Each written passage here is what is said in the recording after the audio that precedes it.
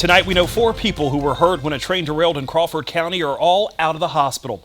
Burlington Northern Santa Fe Railroad says all of their injuries were minor.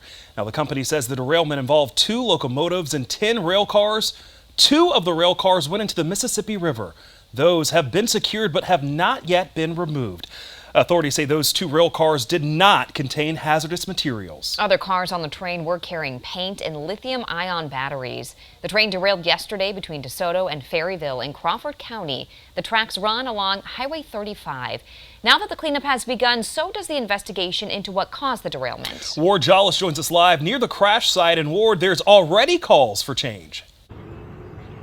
Well, that's right, Brandon. Amber. The officials actually investigating this crash haven't really given any indication on what may have caused all of this, although you can imagine there's already some speculation in the air about what role floodwaters played in the derailment. Now, just take a look at this aerial footage of the crash site from yesterday, and you can see why. There were floodwaters surrounding this area, even covering the tracks in some places.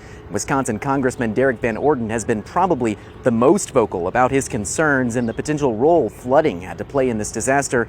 He's in Washington right now, but a spokesperson for him told us earlier that Congressman Van Orden, just 6 days prior to the derailment, had a conversation with the railway company that owns this train about the potential dangers that flooding could pose for these fast-moving rail cars.